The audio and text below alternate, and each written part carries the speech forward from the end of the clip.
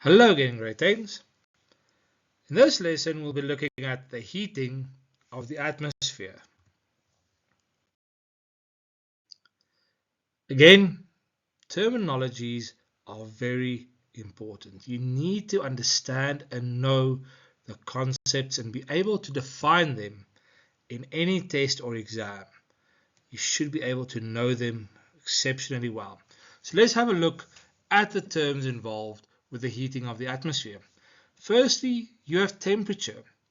So temperature is the degree of hotness or coldness of the air, and it's measured in degrees Celsius. It indicates how much heat energy is present in the atmosphere. Then you have radiant energy. So radiant energy is the energy that travels through space in the form of electromagnetic waves from the sun to the earth, and it does not require a medium to travel through. Then you have wavelength. That's the distance between two successive peaks or troughs of a wave. Different types of radiation have different wavelengths.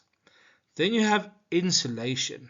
So insolation is short for incoming solar radiation, and it is the amount of solar energy received by the Earth's surface from the sun. Then you have the solar constant. So this is the average amount of solar energy received at the top of the Earth's atmosphere on a surface perpendicular to the sun's rays. It is approximately 1,361 watts per square meter. So that is your solar constant. So these are your first 5 very important terms that you need to know, understand, and be able to define. Then we look also at solar radiation. So this is the energy emitted by the sun in the form of electromagnetic waves, including visible light, ultraviolet radiation, as well as infrared radiation. Then you have scattering. So scattering is a process by which solar radiation is redirected in different directions when it encounters gas molecules, dust particles, or water droplets in the atmosphere. Then you have reflection. So this is a process whereby solar radiation bounces off a surface such as clouds, ice, or the Earth's surface and is sent back into the atmosphere or space. And then you also have absorption. This is a process by which gases, clouds, or the Earth's surface take in solar radiation and convert it into heat energy. Now, these 3 last terms, absorption, reflection, and scattering, are very important terms to know.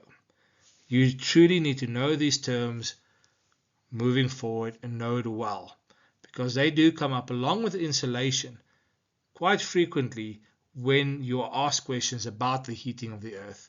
So do know the terms exceptionally well and be able to relay them and their meanings. So now insolation and the surface of the earth. Insolation is the sun's energy that passes through the atmosphere. There, as you see with the green, insolation, because it's just a shortened form of incoming solar radiation. So the sun emits long and short waves of radiation, but the UV and the X-rays are absorbed by the stratosphere and the thermosphere.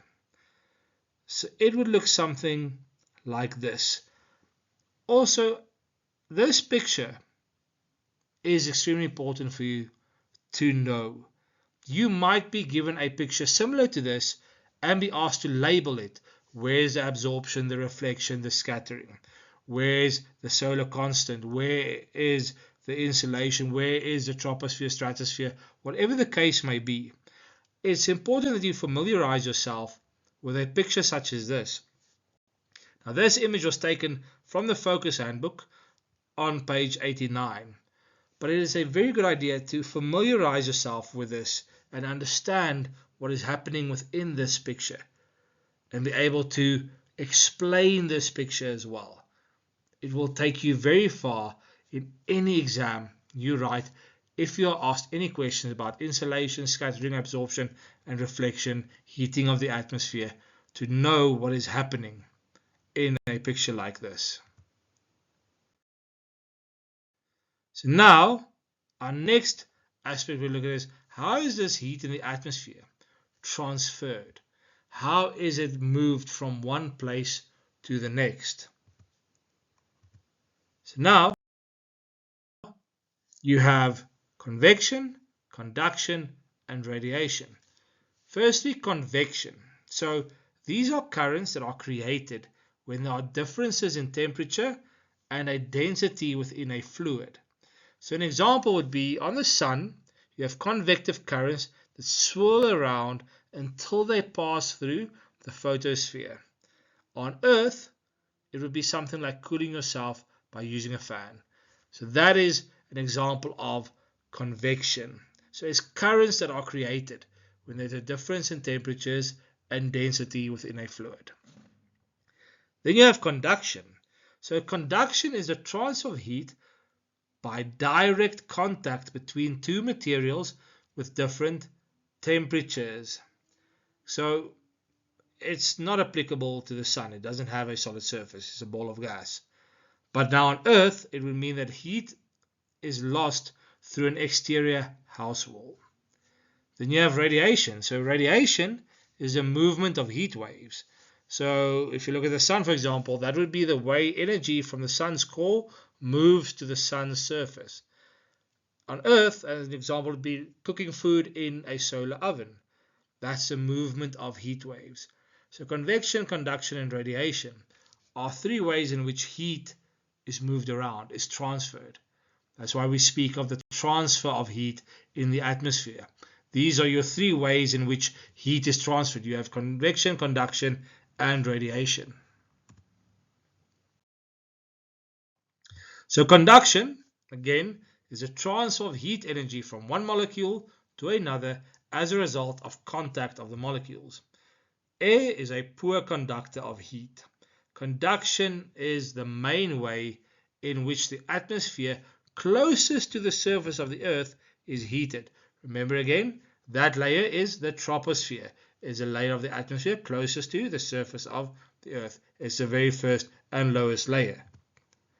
So conduction, as you can see in that example there, heat energy is transferred from one molecule to another as a result of this direct contact. That is conduction. Then you have convection. So convection is the transfer of heat from the lower atmosphere to the upper atmosphere through the movement of heated molecules. So conduction is contact, convection is movement. So the upper atmosphere is mainly heated through this process. Heat is transferred through the actual movement of the heated substance. As you can see there with that Bunsen burner and the pot, showing that process of heat being transferred through the movement of these heated molecules. Then terrestrial radiation. So this process happens when heat energy is given off by the surface of the Earth to the atmosphere. And this process mainly takes place again in the lower part of the atmosphere. Heat is transferred then by means of waves. So this is what happens.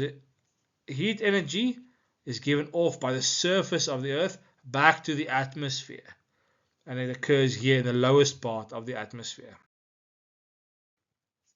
Here you see a nice little sketch showing you now conduction, convection, and radiation. We find the radiation sending the heat back to the atmosphere, conduction, and convection. So you can see these ways of movement now in action here again. And it's important that you are able to relay this information when you write your tests and exams. Here you see an example of your radio waves, your infrared radiation, your visible light, your UV rays, your X-rays, and your gamma rays.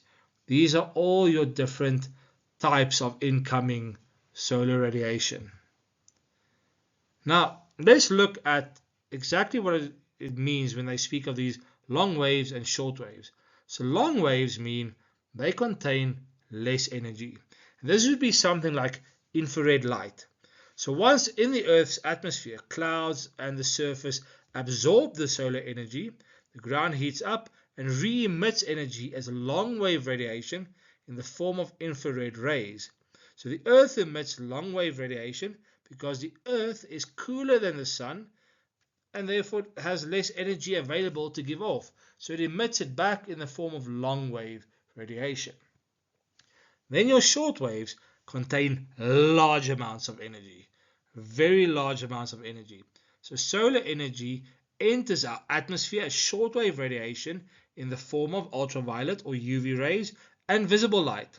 The sun then emits shortwave radiation because it is extremely hot and it has a lot of energy to give off. So now let's wrap this up neatly and get to a bit of a question and answer session, just to make sure that these concepts sink in and you are able to relay this information. So, does the sun only emit short waves? What do you think? Answer is no. It also emits long waves. In which layer of the atmosphere are gamma rays and X-rays absorbed? Which layer would you say it is? The thermosphere. That very top layer above the mesosphere, just under the exosphere. That is your thermosphere. That is where the gamma rays and X-rays are absorbed. In which layer is ultraviolet rays absorbed? That would be the stratosphere. And what exactly is the solar constant? Are you able to define it and explain what this solar constant is? So it's the amount of solar energy reaching the troposphere.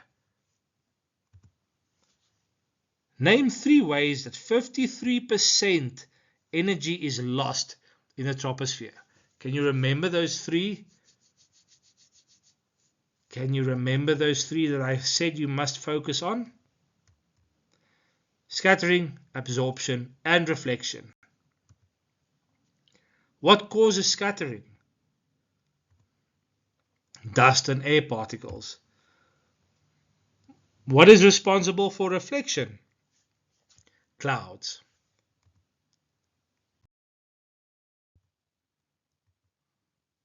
So how is the heat balance retained? The Earth radiates heat back to the atmosphere. So name 3 ways the atmosphere is heated by the Earth. Terrestrial radiation, conduction, and absorption.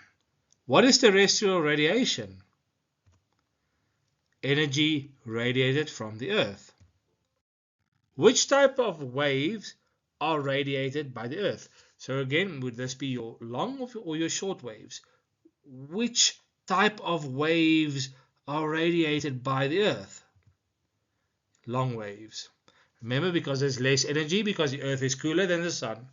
So why are the waves long that are radiated by the Earth? Well, I now gave away that answer if you paid attention. The Earth is cooler than the Sun and has less energy. What prevents terrestrial radiation escaping the troposphere? Clouds.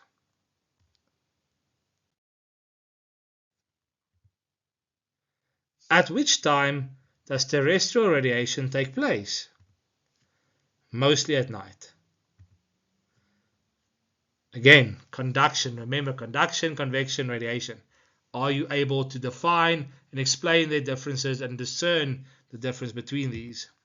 So conduction means heat energy is transferred from one air molecule to another.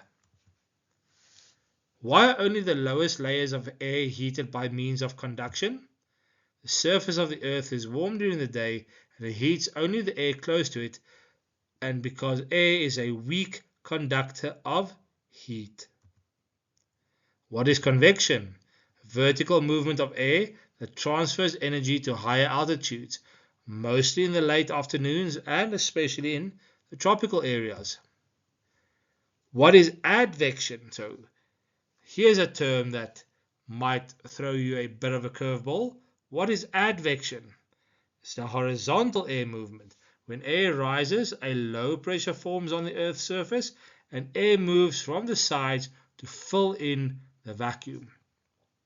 So it would be wise if you jot down that additional definition somewhere in your notebook or somewhere where you're writing your definitions, so that you have this definition of advection. You never know when it might pop into one of your exams. Now, another little activity. Why don't you pause the video, redraw this sketch, and see if you are able to label all of these that have been blanked out. So your absorption, your scattering, all of these things, if you are able to label them, insulation, all of that. I'll give yourself a bit of time, pause the video, come back, and then I will reveal the memo to this. Now that you've tried, let's start looking at what you should have answered. So you have shortwave incoming solar radiation, 100%. Then you now see absorption and scattering by water vapor, dust, etc. 16% there. Absorption on the Earth's surface, 47%. Outgoing radiation, reflection by clouds for 22%. You have the long wave Earth radiation, absorption by clouds for 2%. Then you have the reflection by the Earth of 13%. So here you see what happens to insulation before it reaches the Earth's surface, along with the actual percentages that go missing. You can see it here within this sketch. And it's very important that you're able to label a sketch like this in any upcoming test or exam. Have a good day.